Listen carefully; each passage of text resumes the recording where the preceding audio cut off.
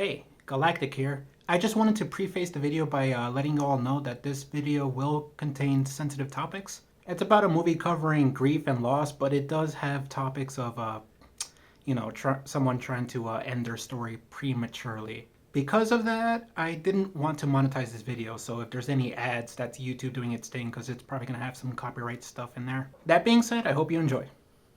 We all know who Adam Sandler is. He's the well-known actor for a large list of hit comedy movies. While not every title is well received, there's at least one or two that strikes as someone's favorite. But more recently, more people are becoming aware of how marvelous of an actor Sandler has proven to be, and his potential to deliver Academy Award-winning performances. The first movie that people cite that shows his potential is Punch Drunk Love, first released in 2002. Here he plays a man named Barry, a man who is suffering through anxiety issues due to the abuse he sustained from his 7 older sisters. I won't go too much into it because this video is not about Punch Drunk Love, but I still want to give a nod to this surreal performance because it's a really good movie. No, this video is about another film he'd appear in, 2007's Reign Over Me. Look, the fact is, you had a family, and you suffered a great loss. I can be patient, Charlie. But you need to tell someone your story. In Reign Over Me, Sandler plays a character named Charlie, a man suffering PTSD from losing his family in the 9/11 terrorist attacks. Don Cheadle plays his old college roommate, Alan, a successful dentist with a family of his own. The movie is a wonderful blend of drama and comedy. A lot of the comedy is brought from the chemistry that Cheadle and Sandler's characters share, from their initial chance encounter that leads to an awkward hangout, to their organically growing friendship where the two learn to ease up and constantly seek to hang out with each other. What stands out is that the pair serves as a foil to one another as well. The two initially met while in dental school, but only Alan continues to work, while Charlie seems to live day to day doing whatever he pleases. And Alan is the one with a family to support, while Charlie, well, I've already mentioned his tragic loss. But it goes beyond that. Each friend notices each other's flaws, with Charlie ironically being the one to first point that out to Alan. You're a fucked up dude, man. I'm a fucked up dude, okay. And like true friends, they support each other, giving each other the push they need to make their lives just a little better. For the first half of the film, we're given a lens through the perspective of Alan. We see how despite his successful life, he still feels stifled and is even pushed around by his colleagues. For example, while at work, Alan has a patient who attempts to flirt and offer sexual favors to him, resulting in Alan kicking her out. Feeling humiliated, this patient will later attempt to sue Alan for sexual harassment. Alan's colleagues, one of them played by the great Jonathan Banks, are quick to throw Alan under the bus to make this problem go away. Alan then recognizes Charlie out in the streets, and runs towards him, since he remembers Charlie back in his carefree days when they were college roommates.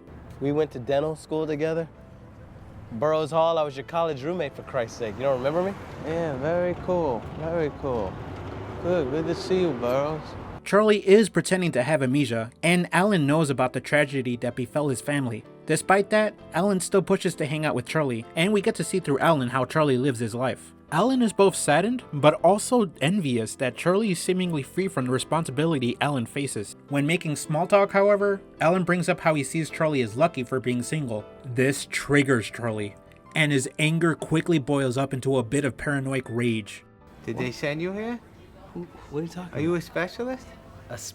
No, I'm not. What are you talking about? Hey, don't lie to me! Answer my fucking question! Charlie, relax, okay? Why? And this is where the main focal point of Reign Over Me starts to unfold. Everyone handles stresses and traumas differently, and Charlie's case is much more nuanced than a typical person's reactions.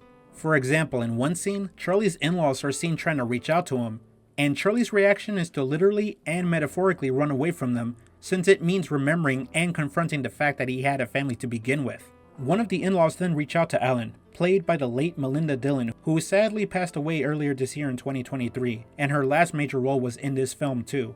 Her character, Ginger Templeman, elaborates on the situation Charlie faces. She explains how shortly after losing his family to the 9/11 attacks, he had cut them off from his life and pretended he didn't even remember his wife or daughters. She then elaborates that there may be people trying to take advantage of Charlie's finances, since he was given a large payout from both the insurance and government payouts. She explains all this to Alan in the hopes that he'll help him bridge a connection with Charlie, since Charlie's parents had also passed away and he has literally no one else in his life. And this is where Sandler's performance in Reign Over Me comes off as much more layered. Each bit of awkwardness is intentional. His character's anger quickly erupts the moment someone tries to pry open the protective and flawed armor he's put on. No, god damn it, that was you! Sandler's character deflects whenever the topic of family is brought up, claiming to not remember or outright lie about ever having a family. However, his grief and trauma leaks out throughout other symbolic forms, such as his obsessive compulsion to remodel the kitchen in his apartment, as well as constantly playing a game called Shadows of the Colossus. For those unaware, Shadow of the Colossus is a great video game about a man on a quest to resurrect his dead lover. However, in order to do so, the player character strikes a deal with a shadowy entity and embarks on a quest to slay the Colossi, mythical creatures the size of buildings. As a fun little movie trivia, this game was pitched as a suggestion last minute by one of the production staff because it ended up fitting in with Charlie's situation incredibly well. There's a lot of symbolism packed into this one game alone. Charlie seeks to relive his memories of his late family by carrying out their traditions, and the tall giants of the game who are toppled over upon defeat leaves the player character looking worse, a symbolic reminder to Charlie's disheveled appearance over the tragic loss he suffered from the fall of the Twin Towers themselves. And Adam Sandler admitted that he actually played this game for the movie, and the bosses are played in proper order. But getting back on topic. Meanwhile, Cheadle's performance as Alan should also be praised. As the two buddies hang out more, all of this puts a strain on Alan's familial life, where his wife starts to get concerned that Alan is putting his family on the sideline just so he can hang out with Charlie more. Charlie, don't do that. Don't ask my wife permission for me to go out. I'm standing right here in front of you. I'm not 7 years old. All right, you're right. Can you go out?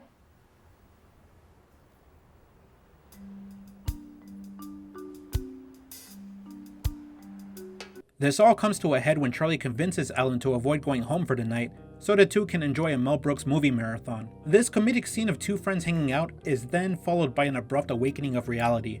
Alan finally checks his phone after the movies to only find out that his dad passed away while he was watching the movies, and his wife has been trying to reach him all night. This leads to Alan spending more time with his family, but also causes Charlie to panic, since he's worried about losing the one friendship he hasn't had since the tragedy. This leads Alan struggling to balance both the responsibilities he has as a family man, while also acting as a support pillar for Charlie. The strain then extends to Alan's work life, where Charlie visits him for a lunch meeting and is accidentally triggered again when Alan simply asks if Charlie misses his dental work. Friends talk to each other about what's going on in their You're lives. an asshole. Charlie, Hey, Charlie! Not to me. What the fuck is wrong with you? Get out of here, man! Charlie, get the... Okay, get out of here. In time, Charlie realizes the strain he's put on his friendship, and finally decides to meet Alan halfway by seeing a therapist. However, the movie makes it clear that seeking help is simply the first of many tough steps of a long and arduous journey. While Charlie sees the therapist, played by the esteemed Liv Taylor, he still chooses to retreat, opting to end appointments within minutes of them starting. Hey, is this session over yet? Do you want it to be? Yeah. Then it's over. The therapist supports Charlie's decision to leave, but after multiple visits of making little to no headway, she's careful to put gentle pressure on Charlie, explaining to him that there's no reason for him to come in if he doesn't talk. But she adds on that she isn't the only person Charlie needs to talk to. This leads to the powerful moment where Charlie goes back to the lobby where Alan is waiting, and he finally decides to open up to his best friend. I had 3 daughters. Gina was 5. She was... Jenny was 7. She liked boys already. Julie was 9. She was older. They all looked alike, Johnson. Like Doreen. Doreen was my wife. For several minutes he opens up, and everyone's performance here is spectacular and equally visceral. Sandler reminiscing about his family, smiling as he describes each of his daughters, while simultaneously trying to hold back his cries as the facade he's put on for so many years starts to crumble. Meanwhile, Alan listens, and Cheadle's performance is equally commendable. His character adds in only a single line and communicates mostly through expression alone. He opts not to interrupt and lets Sandler's character open up. Charlie finally tops it off by remembering that day when he hears the news, and the anguish on his face is just very impactful. Then I go inside the airport and I'm watching on the television, and And I saw it.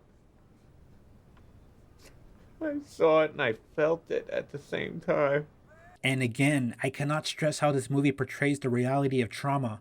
Typically in Hollywood, a character miraculously gets better after opening up, but here Sandler's character is quick to retreat back into a shell once he's done, repeating that he doesn't like to remember before leaving. Remembering? I don't like remembering.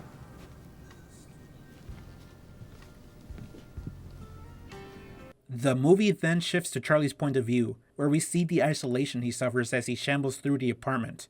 We get small moments of him remembering the liveliness his daughters brought to him, as well as the happiness his wife brought, all juxtaposed with the dark solitude of his current living situation. We don't get any dialogue either. Sandler merely acts. We're then given an abrupt cutaway of Charlie going through his belongings and digging out a single revolver, but is unable to find ammunition. And again, with nothing other than his actions conveying his state of mind, we're forced to witness Charlie wander the streets of New York, looking for police so he could provoke a taxi driver in front of him, so Charlie can draw out his weapon. Wait before I fucking run you over. You run me over? Come on, come and run me over. Come and run me over. Okay, friend, drop the gun. NYPD, drop the gun now. NYPD, drop the gun. Andrew, where are you, man? This guy's crazy. His plan to get gunned down is foiled, however, as he's flanked by the cop's partner and is forcefully arrested. After all this, Alan comes down to the police station to speak with Charlie's lawyer. He explains that the city does not want the media to know that the police had beaten up a 9/11 widow, and the station agrees to drop all charges if Charlie is institutionalized for 3 days. The movie then goes through a short montage of Charlie's struggles, where we see his bouts of anger are not getting better.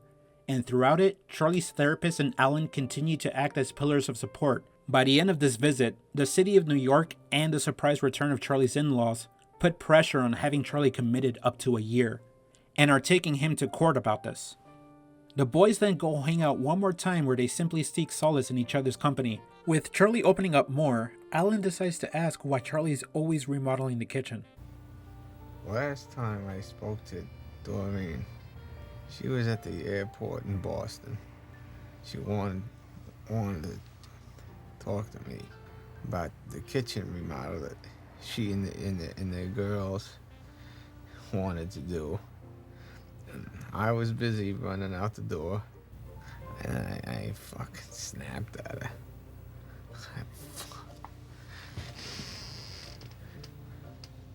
Oh man, the last time I fucking spoke to her. And it becomes clear that this was Charlie's way to make amends. Maybe even hoping that doing all this remodeling will somehow bring her back. But Alan assures him that he should just stop. He's done plenty of good, he's sure. And this is just one of the many things he needs to accept before moving on. We then cut ahead to the court session where Charlie's in-laws, the Templemans, try to explain why Charlie should be institutionalized. And this is the movie's clever way to explain how everyone processes grief differently. The Templemans lost their daughter and their granddaughters, and Charlie's technically the only family they had left from the tragedy. So they're forcefully trying to insert their lives into Charlie's. But with him pretending to have amnesia, they believe his mental condition has deteriorated to the point where he needs medical care. But what's actually happening is that this is the Templeman's own way of processing their own grief because they need to take care of somebody. At least they believe they're helping, or, don't realize the damage they're incurring onto Charlie's life. The Templeman's lawyer then deploys a very shady tactic by plopping the photos of Charlie's family in front of him, resulting in an emotional outburst that has him pulled out of court.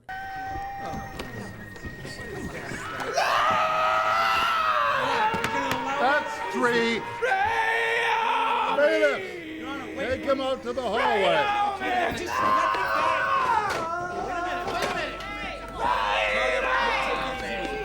Take it easy with it.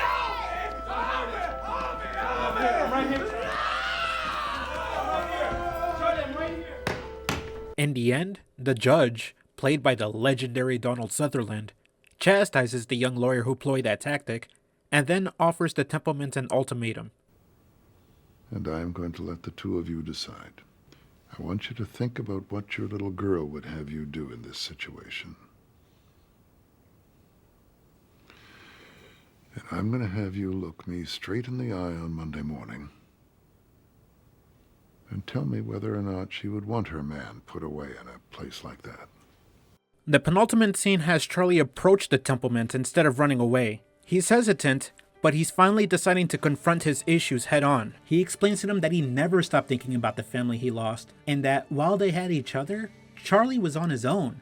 But by the end of the movie, that statement is no longer true, since he has Alan and the therapist.